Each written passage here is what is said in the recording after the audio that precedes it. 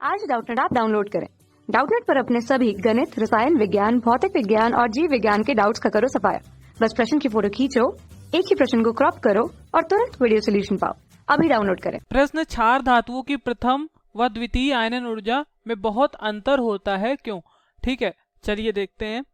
तो हमें पता है क्षार धातु जो है, ठीक है, क्षार धातु पहले समूह को कहते हैं। पहले समूह में हमारा क्षार धातु आता है, उसमें क्या क्या रहता है? लिथियम रहता है, सोडियम रहता है, पोटेशियम रहता है, रुबिडियम रहता है, ठीक है, सीजियम रहता है। तो ये हमारे क्षार धातु हैं, ठीक है। हमें पता है क्षार धातु में हम ऊपर से नीचे आते हैं तो क्या होता है? तो आकार बढ़ता है, ठीक है, आकार बढ़ता है। और आकार बढ़ेगा तो क्या होगा? आयनन ऊर्जा जो होगी, आयनन ऊर्जा कम होगी, ठीक है, क्योंकि आकार बढ़ेगा तो इलेक्ट्रॉन आसानी से निकाल देगा, कमी ऊर्जा में निकाल देगा, ठीक है। आयनन ऊर्जा क्या होता है? मतलब जब आप इलेक्ट्रॉन निकाल ले हो, ठीक है, किसी भी परमाणु में से इलेक्ट्रॉन निकाल लो, तो इलेक्ट्रॉन निकालने में जो ऊर्जा लगेगी वो आयनन ऊर्जा कहलाएगी। तो आकार बड़ा रहेगा तो नाभिक से आकर्षण कम रहेगा, आकर्षित कम रहेगा नाभिक से, और इलेक्ट्रॉन आसानी से निकल जाएगा, कमी आयनन ऊर्जा देने में, ठीक है, समझ गया। अब प्रथम और द्वितीय की बात समझते हैं।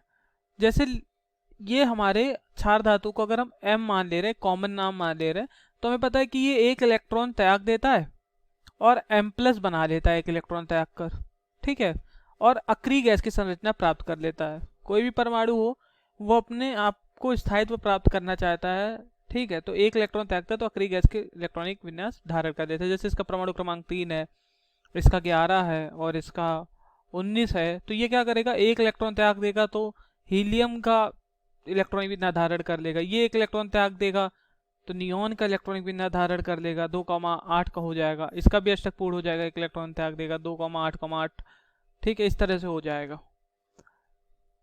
तो मतलब हमें आयनन ऊर्जा की आवश्यकता क्यों हुई? क्योंकि जो परमाणु होता है वो अपने आप को स्थायित्व प्राप्त करने के लिए इलेक्ट्रॉन को त्यागता है, ठीक। बेसिकली धातु इलेक्ट्रॉन त्यागते हैं, अधातु इलेक्ट्रॉन को लेते हैं।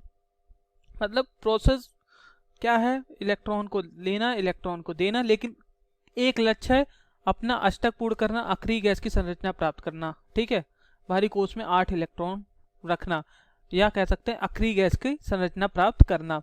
तो देखिए यहाँ पर क्या होगा, यहाँ पर लिथियम जब एक इलेक्ट्रॉन त्यागता है, ठीक है, लिथियम ने एक इलेक्ट्रॉन त्याग दिया तो Li+ बन गया, एक इलेक्ट्रॉन त्याग दिया। इसी प्रकार जब M ने एक इलेक्ट्रॉन त्याग दिया तो M+ बन गया। सोडियम एक इलेक्ट्रॉन त्यागता है, अभी सोडियम का परमाणु क्रमांक 2,8,1 है, एक इलेक्ट्रॉन जैसे त्यागेगा Na+ यानी कि 2,8 हो जाएगा, ठीक है। अब ये एक इलेक्ट्रॉन जब त्यागेगा ना तो बहुत ही ज्यादा आयनन ऊर्जा लगेगी, क्योंकि अष्टक पूर्ण है। तो अष्टक पूर्ण है, अष्टक पूर्ण का मतलब क्या होता है? स्थायी। और कोई भी स्थायी है, कोई भी स्थायी है, स्थिर है, उसको आप उसमें से अगर आप इलेक्ट्रॉन निकालने की कोशिश करोगे तो बहुत ही ज़्यादा ऊर्जा लगेगी, इसलिए द्वितीय आयनन ऊर्जा बहुत अधिक हो जाती है, ठीक है। थोड़ा और डिटेल में समझते हैं। क्षार धातु की जो द्वितीय आयनन ऊर्जा होती है वो बहुत उच्च होती है, क्योंकि क्या होता है? क्षार धातु M+ के स्थायित्व अक्रिय गैस संरचना प्राप्त करता है। किस तरह की? M+, ठीक। तथा जब एक इलेक्ट्रॉन निकालोगे तो M2+ मतलब होगा, ठीक। तो M+ में क्या होता है? M+ में बाह्य कोश के इलेक्ट्रॉन जो होते हैं, बाह्य कोश के इलेक्ट्रॉन पर कार्यरत जो प्रभावी नाभिकीय आवेश होता है बहुत ही क्या होता है? ज्यादा होता है, बहुत ही उच्च होता है, ठीक है। तो जैसे लिथियम है, लिथियम का प्रथम आयनन ऊर्जा 5.36 इलेक्ट्रॉन वोल्ट है। तो लिथियम के जो ये I1 की बात करें तो I2 कितना लग जाएगा लिथियम के लिए? I2 लग जाएगा 75.6 इलेक्ट्रॉन वोल्ट, इतना ज्यादा अंतर है, ठीक है। Thank you. कक्षा 6 से 12वीं से लेकर नीट, IIT, JEE वो एडवांस के लेवल तक 1 करोड़ से ज्यादा छात्रों का भरोसा। आज ही डाउनलोड करें डाउटनेट ऐप या व्हाट्सएप करें अपने सारे डाउट्स 8400 400 400 पर।